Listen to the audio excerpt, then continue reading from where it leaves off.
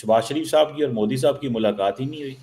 आप क्या नहीं चाहती थी कि ये मुलाकात हो? इंडियन मीडिया वो दिखा रहा है कि मोदी साहब जनाब और पुतिन जा रहे हैं, शहबाज शरीफ साहब खड़े हुए हैं, और पाकिस्तानी मीडिया ये दिखा रहा है कि जब मोदी साहब को एयरपोर्ट पर रिसीव किया है तो सिर्फ 2 बंदे थे, और जब शहबाज शरीफ को रिसीव किया है तो 10 बंदे थे। तो ये क्या मतलब चल रहा है? मतलब मुलाकात हो जानी चाहिए थी शहबाज शरीफ साहब की और मोदी साहब की, एक अच्छा आगाज हो जाता।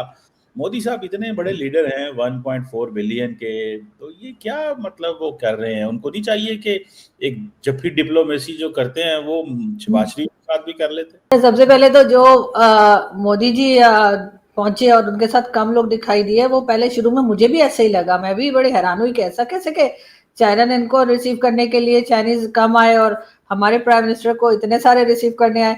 तो सर दो चीजें हो सकती हैं। एक बात तो ये कि वो अकेले गए थे, ज्यादा से ज्यादा शायद अजीत डोभाल साहब थे, उससे अलावा वो अपना पूरी कैबिनेट लेकर नहीं गए थे। जबकि शहबाज शरीफ साहब जो हैं वो आपने देखा कि कितना बड़ा टब्बर लेके पहुंचे थे चाइना में, अभी तक वही है। बल्कि उसमें जो हमारे कह लीजिए कि डिप्यूटी प्राइम मिनिस्टर हैं, फॉरेन मिनिस्टर हैं, जो इंफॉर्मेशन मिनिस्टर हैं, यहाँ तक के फील्ड मार्शल साहब भी पहुंच गए। तो किसी को छोड़ा नहीं उन्होंने यहाँ पे।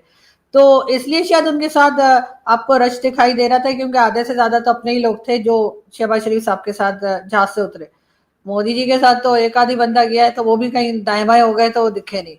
और दूसरा वो जो आप कह रहे हैं कि, और दूसरा हो सकता है कि चाइनीज ज्यादा इसलिए भी चले गए और शहबाज शरीफ को लेने, वो समझो शायद हमारा पैसा वापस करने आए, तो उन्होंने कहा होगा जरा अच्छा सा वेलकम दो ताकि कुछ पैसा तो ये लोग वापस करें।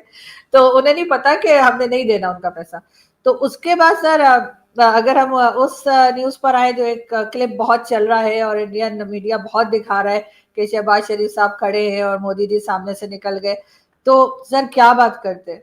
फिर वही बात आ जाती है। अभी आप लोगों ने जो फ्लड यहाँ पर आया है, उसके लिए आप मुसलसल भारत को इल्जाम दे रहे हैं। ना आप ये कह रहे हैं कि मिसमैनेजमेंट हुई है, ना आप कह रहे हैं अपने डैम नहीं बनाए, ना आप कोई क्लाइमेट चेंज या इन्वायरमेंटल चेंज की बात की जा रही है। ज्यादा ज्यादा यही कहा जा रहा है जी भारत ने पानी जमा करके और फिर पाकिस्तान की तरफ छोड़ दिया, और ये एक तरह का ऑपरेशन सिंधु 2 जो है वो किया गया है। ये बातें हो रही है। तो आपके ख्याल से जो सामने से निकल रहे थे मोदी जी, तो उनको शहबाज शरीफ साहब को देख के उन्हें क्या कहना चाहिए था कि और भाई सब खैरियत है? आप तो कह रहे हैं कि हमने आपकी तरफ सारा फ्लड हमारी वजह से आया है, तो हाफिज सईद और उसके घर वाले तो ठीक है ना, मसूद अजहर के घर में पानी तो नहीं गया?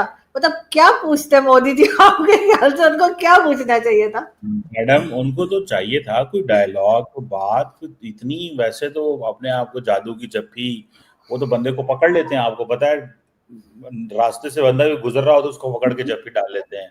तो शहबाज शरीफ के साथ भी अगर जप्फी डाल लेते तो हालात बेहतर हो जाते, साउथ एशिया का फ्यूचर चेंज हो जाता, ये सारा टाइम जंग के बादल जो हैं वो खत्म हो जाते। तो आपको नहीं लगता ये जंग के बादल खत्म करने के लिए मोदी साहब को एक बड़ा लीडर का किरदार अदा करना चाहिए? क्या 11 साल हो गए हैं वजीर आजम है, वो क्यों हमले करने पे क्यों यकीन रखते हैं? सर इसलिए कि यहाँ के लोग भी नहीं चाहते कि जो जंग के बादल हैं वो खत्म हो। यहाँ पर भी लोगों का उसी में फायदा है, वरना आप भला बताइए। आपने देखा था लास्ट टाइम जब पहलगाम का इंसिडेंट हुआ था, या पहलगाम अटैक जो हुआ था, उसके बाद मोदी जी उस वक्त सऊदी अरेबिया के विजिट पर थे। वो अपना विजिट शॉर्ट करके और वापस आ गए थे।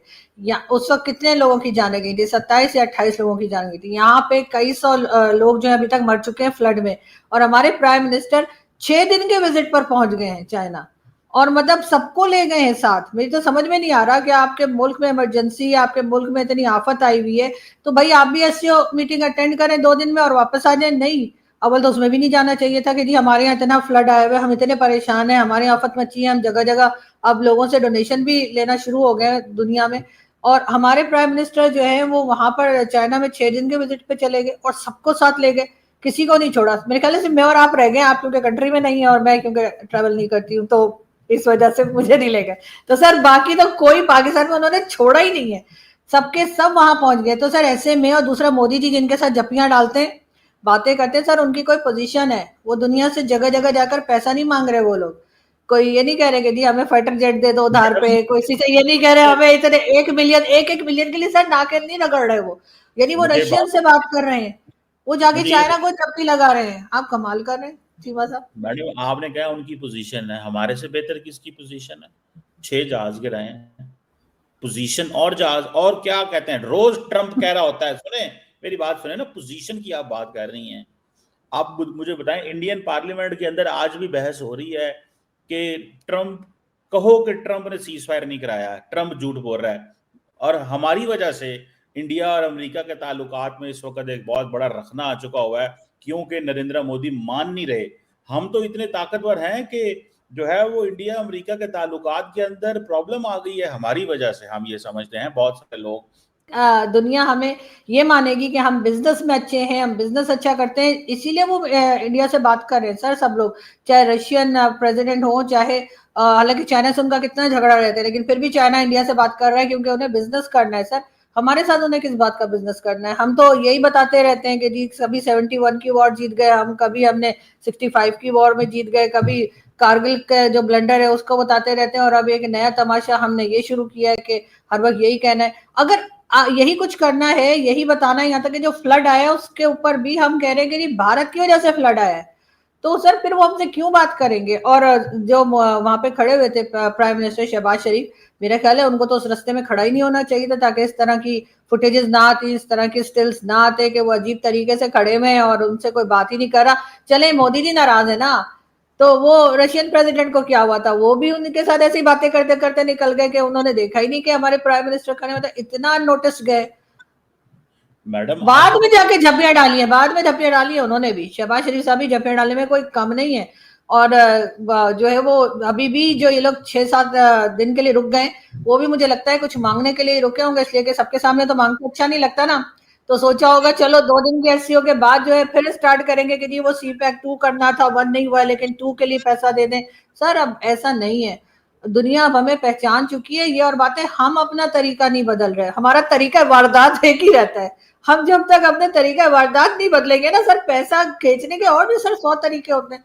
दोस्तों, आपने देखा कैसे एससीओ समिट में मोदी और पुतिन ने शरीफ को पूरी तरह से नज़रअंदाज किया और आरजू ने चीमा के सामने पूरी सच्चाई रख दी। पाकिस्तान की मीडिया बौखलाहट साफ दिख रही है।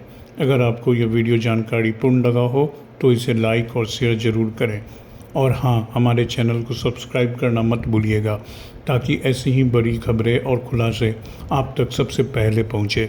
जय हिंद।